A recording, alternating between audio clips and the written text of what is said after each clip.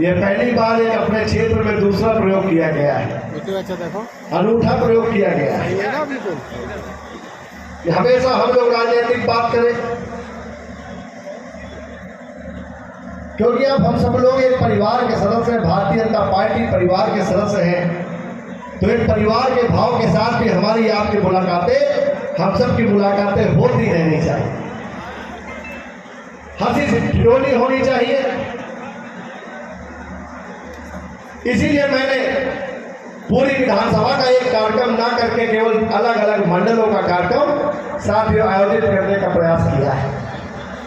आज भीतरगांव मंडल का कार्यक्रम है, आने वाले समय में मझावन मंडल में भी कार्यक्रम होगा, बिंदुपुर में भी होगा, सचेती में भी होगा, बिठूर में भी होगा। और आगे तो हम प्रयास करेंगे, जैसे पवन जी ने भी आकर के अपनी आवाज को हम लोगों को सुनाने का काम किया है। अभी तक हम लोग केवल इनके भाषण सुनते थे, आज इनकी विशेष प्रतिभा हम लोगों ने देखने का काम किया है। बहुत से भी हमारे ऐसे साथी होंगे जो बहुत अच्छा गा सकते हैं और भी उनके अंदर बहुत प्रतिभाएं होंगी, लेकिन हम लोग उससे अनजान हैं। ये हमारी संस्कृति है, हमारे संस्कार है, गायन, लेखन, इस तरह के कार्यक्रम। अभी ऐसा भी आप सबने देशभक्ति का एक इवेंट देखा, सीमा पर क्या परिस्थिति स्थिति रहती है, केवल यहां कल्पना करने मात्र से हम लोगों के आंखों में आंसू आ गए। जहां हम रामलीला देखते हैं, रामायण सुनते हैं, हमारी संस्कृति के पास इतना कुछ है कि अगर अपने संस्कारों में हम लोग उसको उतारने का काम कर लेंगे तो साथ में निश्चित रूप से हमारा जीवन सफल हो जाएगा। हम लोग रामायण और राम की बात करते हैं, लेकिन रामायण के बारे में भी बहुत कुछ नहीं जानते।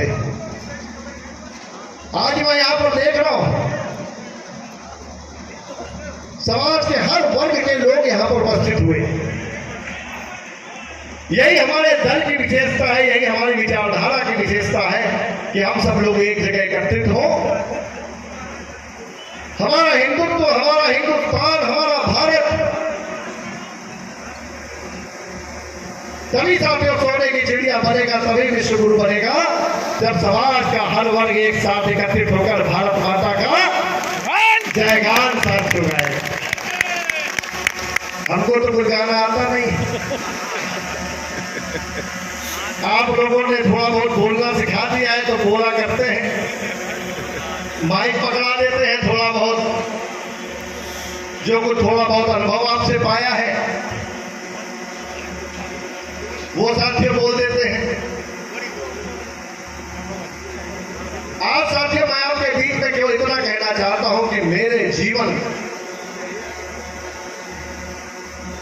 अगर कोई कविता मुझको अच्छी लगी है, कोई काव्य अच्छा लगा है, तो मुझे रामधारी सिंह दिनकर जी का रश्मि रथी महाकाव्य अच्छा लगा है। पढ़ता हूं, सब कुछ पढ़ने का प्रयास करता हूं, जितना समय मिलता है उतना पढ़ पाता हूं। साथियों, जिस महाभारत को हम लोग बचपन से देखते सुनते चले आ रहे हैं, आज इस कलयुग में हमको घर घर में देखने को मिल रही है। हर परिवार में, हर गांव में, हर घर में कौरव और पांडव हमको देखने को मिल रहे हैं।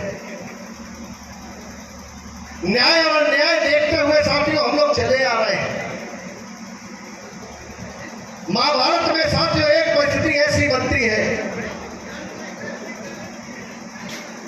जब पांडव वनवास काट करके साथियों वापस आते हैं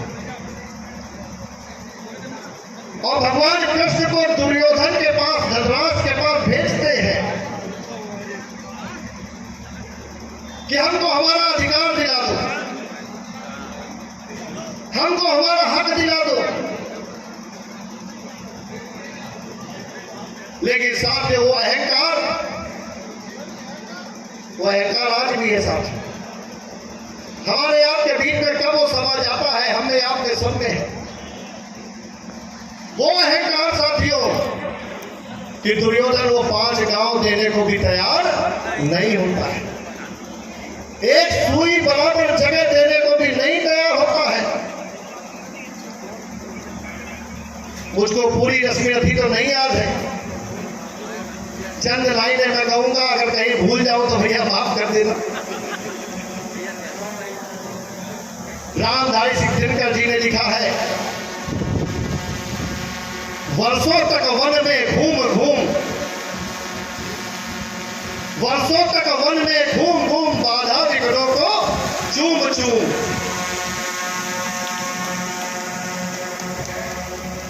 वर्षों तक वन में घूम घूम बाधा विघ्नों को चूम चूम। सह धूप धाम पानी पत्थर, सह धूप धाम पानी पत्थर, पांडव कुछ आए और निठर।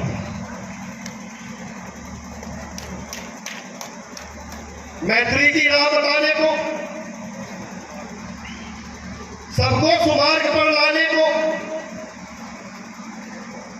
दुर्योधन को समझाने को, भीषण विध्वंस बचाने को,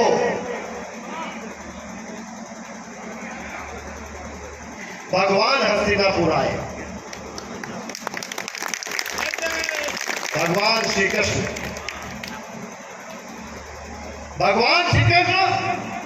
हस्तिनापुर आए, पांडवों का संदेशा लाए।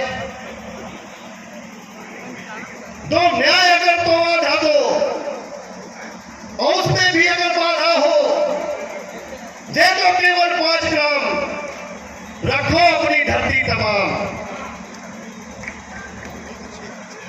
हम वही खुशी से खाएंगे, हम वही खुशी से खाएंगे, परिजनों पर असीना उठाएंगे। असी मतलब अस्त्र, परिजन पर असीना उठाएंगे। पर दुर्योधन वो भी दे न सका, वो अहंकार था, पर दुर्योधन वो भी दे न सका, आशीष समाज की ले न सका। उल्टे हरि को बांधने चला। अहंकार में उसे सभा ने कह दिया था, कृष्ण को बांध लो, ये ग्वाला है, इसको बांध के अपने कारागार में डाल दो। उल्टे हरि को बांधने चला, जो था असाध उसको साधने चला। जब नाश मनुष्य पर छाता है, पहले विवेक मर जाता है। ये साथियों दुर्योधन ने गलती की, जो था साधने चला।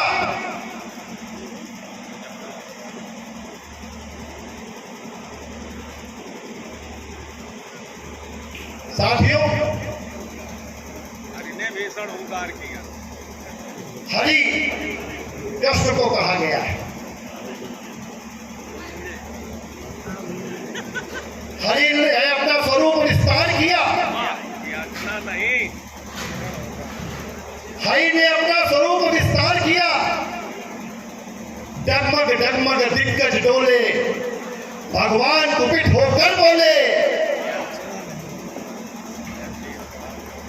हे दुर्योधन साध मुझे, हे दुर्योधन बांध मुझे।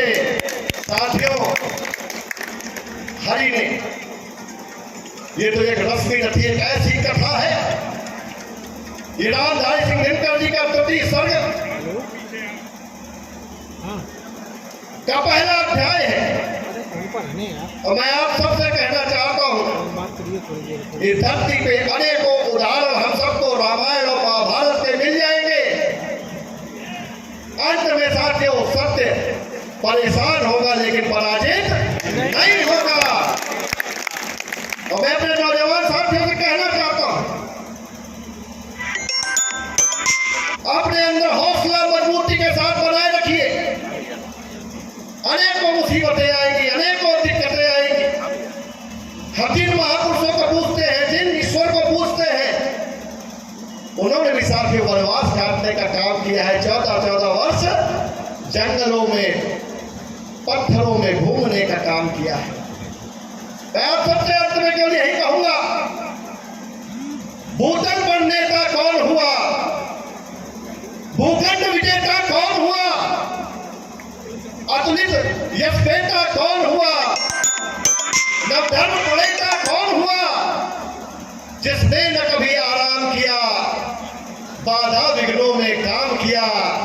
अंत में साथियों, हम सबको आराम नहीं करना है, बाधा विघ्नों में काम करके हम सबको साथियों आगे बढ़ने का साथियों काम करना है। आज इसी के साथ में अभी ये कार्यक्रम बहुत देर चलेगा। जो कुछ मुझे थोड़ा ज्ञान था वो मैंने आपको बताने का काम किया है। आप सभी सीखने का काम कर रहा हूँ और आने वाले समय में अपने नौजवान साथियों से कहूंगा कि इन बड़े बुजुर्गों का आशीर्वाद लेते रहिए और आने वाले समय में हमारे कानपुर नहीं, उत्तर प्रदेश नहीं, देश में नहीं, हम सब लोगों को मिल करके जहां भी बन पड़ेगा भारतीय जनता पार्टी के हाथों को मजबूत करने के लिए इस हवन में जो मोदी जी हवन कर रहे हैं, योगी जी हवन कर रहे हैं, भारतीय जनता पार्टी का एक कार्यकर्ता कर रहा है, आतंकवाद को मिटाने के लिए हवन हो रहा है, भ्रष्टाचार को मिटाने के लिए हवन हो रहा है, परिवारवाद को मिटाने के लिए हवन हो रहा है, जातिवाद को मिटाने के लिए हवन हो रहा है। उस हवन में हम सबको आहुति डालते रहना है। आप सबने इस लायक मुझको बनाया है, अपना सेवक बनाया है, अपना विधायक बनाया है, अपना प्रतिनिधि बनाया है। आपके नाते जहां जहां वो सेवन पड़ेगा इस हवन में मैं आहुति डालता रहूंगा। आप सब लोग यहाँ उपस्थित हुए हैं, आज के इस कार्यक्रम को सफल बनाने का काम किया है। अभी ये कार्यक्रम अभी थोड़ी देर और चलेगा, फिर हम सभी साथी साथ में भोजन करेंगे और इसी के साथ में ये कार्यक्रम अनवरत पूरे क्षेत्र में इसी तरह समय समय पर आयोजित होते रहेगा। और आप सब भाइयों से मैं यही कहूंगा कि जिस तरह आप लोगों ने मुझको हमेशा आशीर्वाद देने का काम किया है, मैं सर झुका करके आपसे हमेशा आशीर्वाद मांगता रहूंगा। अपनी बात को मैं समाप्त करता हूँ। जय हिंद, जय भारत। जिंदाबाद जिंदाबाद जिंदाबाद।